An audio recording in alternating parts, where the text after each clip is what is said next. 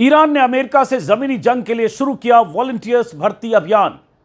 Trump ने एक interview में कहा, हम खार्ग आइलैंड पर कर सकते हैं कब्जा, हमें चाहिए ईरान का तेल।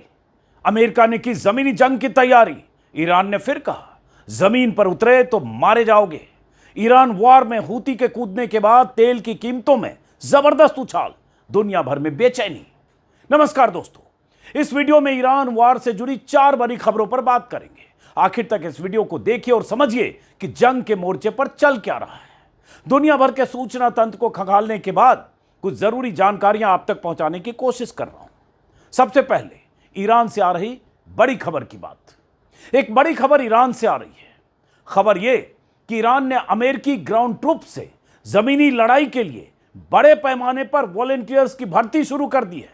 ईरान पहले कह चुका है कि अगर अमेरिकी सैनिक ईरान की जमीन पर जंग के लिए उतरे तो उसके 10 लाख सैनिक लड़ने के लिए एकजुट हैं। आईआरजीसी के कमांडर्स कह चुके हैं, हम अमेरिकियों का ईरान की सरजमी पर इंतजार कर रहे हैं। और अब अमेरिकी अखबार वॉल स्ट्रीट जर्नल के हवाले से खबर आई है कि ईरान ने जमीनी हमले के खतरे के बीच अपने चेक पॉइंट्स बढ़ा दिए हैं और जाफदा नाम से एक अभियान शुरू किया है। जाफदा फारसी शब्द है जिसका मतलब होता है जान कुर्बान करना। इस अभियान का मकसद है अमेरिकी फौज से लड़ने के लिए वॉलंटियर्स की भर्ती करना। जिस तरह से बड़े पैमाने पर अमेरिकी मरीन और पैराट्रूपर्स के वेस्ट एशिया की तरफ रवानगी की खबरें आ रही है, जिस तरह से ईरान के खिलाफ बड़े मिलिट्री ऑपरेशन का अंदेशा जताया जा रहा है, उसी के मद्देनजर ईरान ने अपनी तैयारी शुरू कर दी है। इसका मकसद संभावित अमेरिकी जमीनी हमले के लिए अपने नागरिकों को तैयार करना है। यह जानकारी ईरान में मोबाइल पर भेजे गए टेक्स्ट मैसेज के बाद सामने आई है। ईरान के नागरिकों को भेजे गए टेक्स्ट मैसेज में कहा गया है कि अमेरिकी ज़ायोनी दुश्मन की तरफ से ईरान के आइलैंड्स और बॉर्डर्स के खिलाफ दी जा रही धमकियों के साथ साथ इलाके की संप्रभुता की हिफाजत की खातिर तैयार रहने के लिए राष्ट्रीय जाफदा अभियान शुरू किया गया है। यानी ईरान सरकार अपनी जनता से साफ साफ कह रही है कि अपने मुल्क की सीमाओं और जमीन की हिफाजत के लिए तैयार रहे।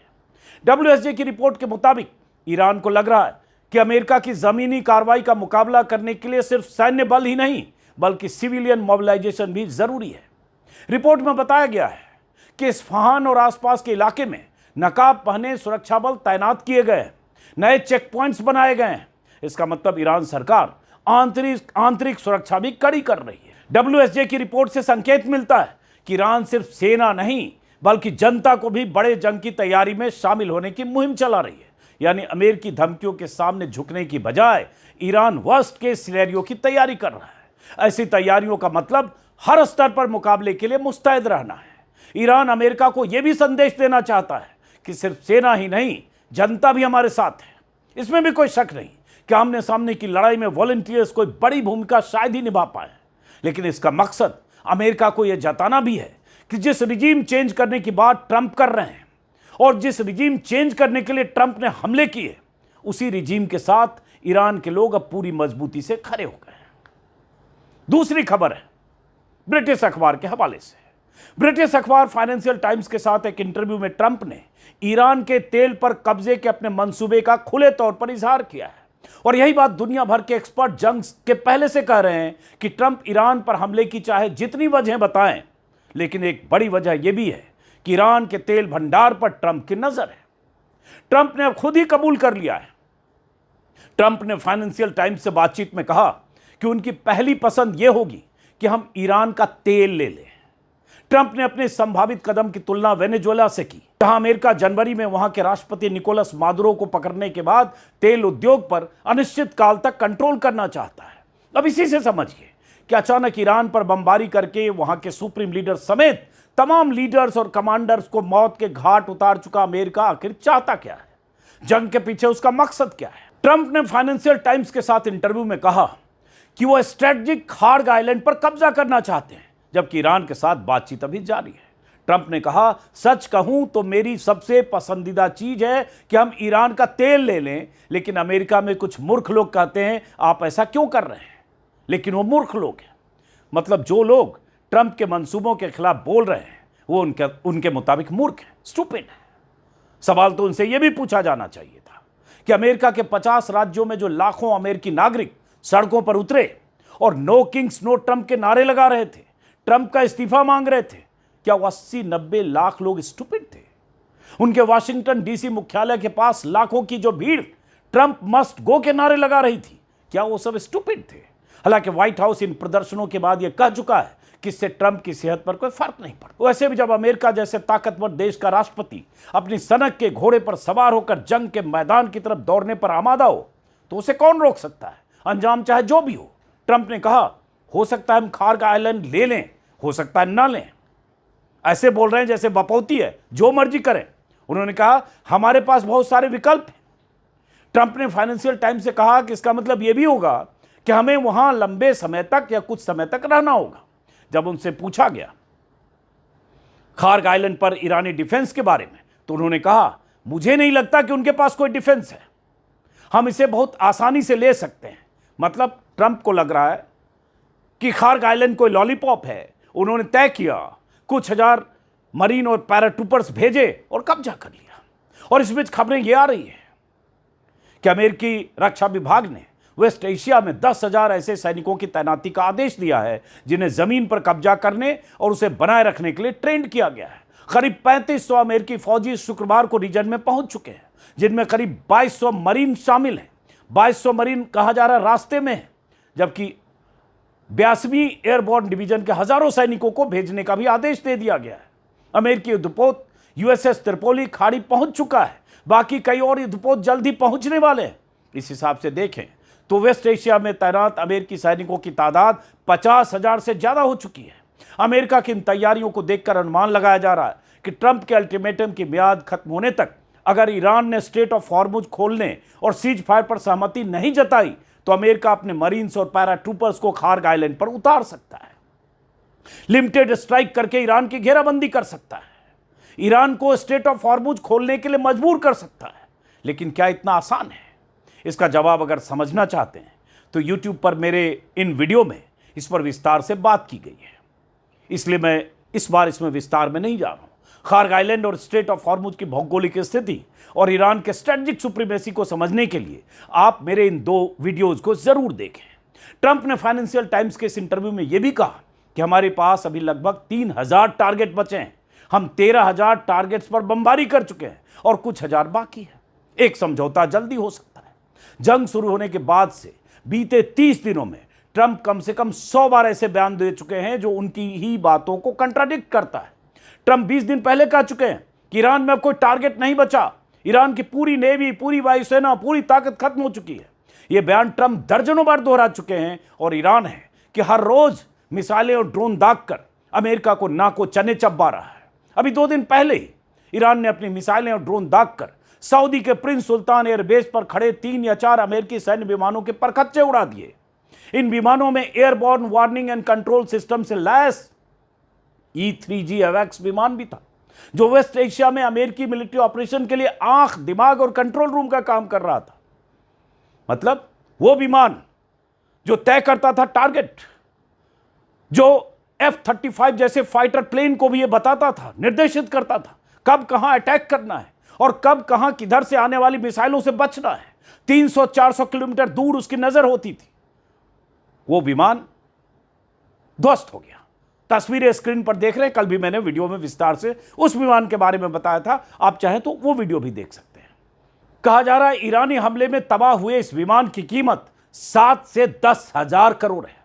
वेस्ट एशिया के दर्जन भर देशों में मौजूद अमेरिकी ठिकानों पर बमबारी की वजह से अमेरिकी सैनिक और अधिकारी जान बचाते फिर रहे हैं। अमेरिकी अखबारों में ही ऐसी खबरें छप रही है, कोई होटल में रह रहा है, कोई गोपनीय ठिकाने पर रह रहा है कि पता नहीं कब कहां से ड्रोन और मिसाइलें गिरे। इजराइल से रोज तबाही की तस्वीरें आ रही हैं। कल भी इजराइल के बड़े औद्योगिक इलाके में ईरानी मिसाइलों से धमाके हुए थे। इजराइल के न्यूक ठिकानों के पास तक ईरानी मिसाइलें धमाके कर चुकी हैं। हर रोज ईरानी मिसाइलों के सामने इनका इंटरसेप्टर्स फेल हो रहे हैं। हो सकता है कि आज जब आप ये वीडियो देख रहे हो तब भी किसी इजरायली इलाके या अमेरिकी ठिकानों पर हमले की तस्वीरें आ जाए।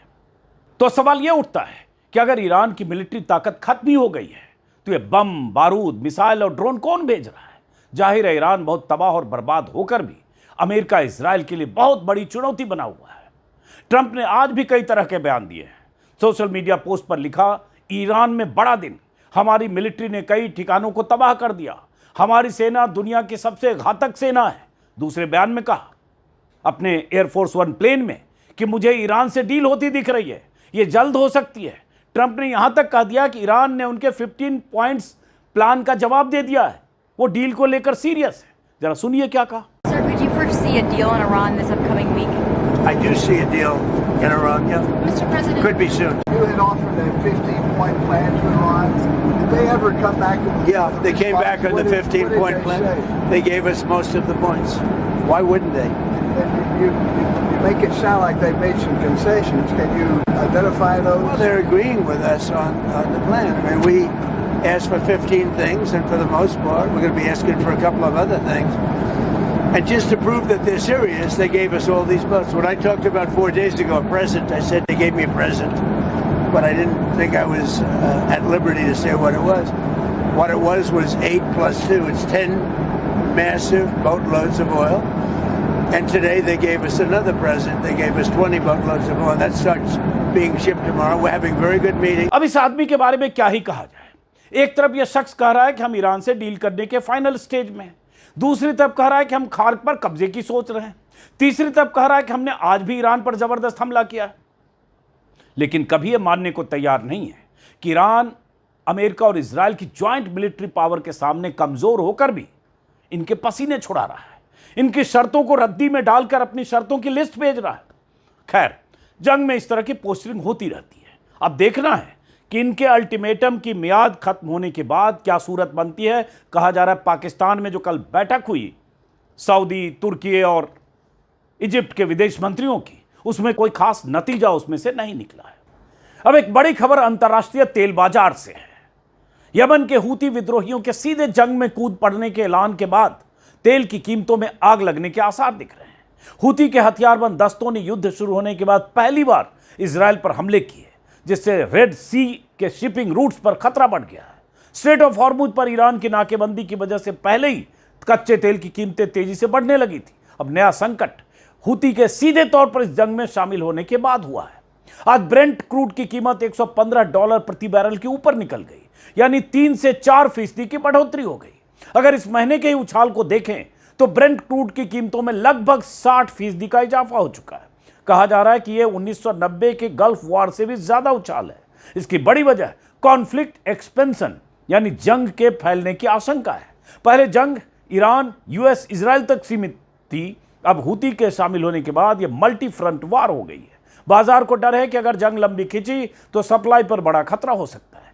हूती रेड सी के इलाके में जहाजों और तेल टैंकरों पर हमला करने की क्षमता रखते हैं और यह रूट दुनिया के तेल और व्यापार के लिए बहुत अहम है। पहले स्ट्रेट ऑफ हॉर्मुज और अब रेड सी भी चोक पॉइंट बन सकता है। खबरें आ रही है कि हूती के हमले के डर से रेड सी के शिपिंग रूट में 60% तक ट्रैफिक कम हो गया है। आधे से ज्यादा तेल टैंकर और कार्गो शिप रूट बदल कर जा रहे हैं, जिससे 10 से 15 दिन का ज्यादा समय लग सकता है और कीमतें बढ़ सकती हैं। दुनिया के कुल समुद्री तेल व्यापार का लगभग 10 से 12% हिस्सा इसी रास्ते से गुजरता है और अगर यह खतरा बरकरार रहा तो आने वाले दिनों में तेल की कीमतें बढ़ सकती है। बार बार हम लोग एक महीने से बात कर रहे हैं, स्ट्रेट ऑफ हॉर्मुज वो रास्ता जहां से 20% तेल दुनिया के कुल तेल व्यापार का गुजरता है। रेड सी का वो इलाका जो जहां हूती डिस्टर्ब कर रहा है या कर सकता है, वहां से 10 से 12%। तो अगर ये दो रास्ते चोक पॉइंट बनते हैं, 30 से 32% तेल जिन रास्तों से होकर गुजरता है, तो सोचिए ये जंग अगर महीने भर भी चल गई तो क्या कुछ हो सकता है। बहुत सारे लोग, तेल के एक्सपर्ट, बाजार के एक्सपर्ट पहले ही कर रहे हैं कि कीमतें 200 पार हो सकती है। कुछ लोगों ने कहा कि बहुत बुरी स्थिति हुई तो ये कीमतें $300 तक पहुंच सकती है। तो सोचिए ये जंग दुनिया को किस मुहाने की तरफ ले जा रही है और इसके जिम्मेदार सिर्फ और सिर्फ ट्रंप है। फिलहाल इस वीडियो को यहीं खत्म करते हैं, फिर मुलाकात होगी किसी और वीडियो में। नमस्कार।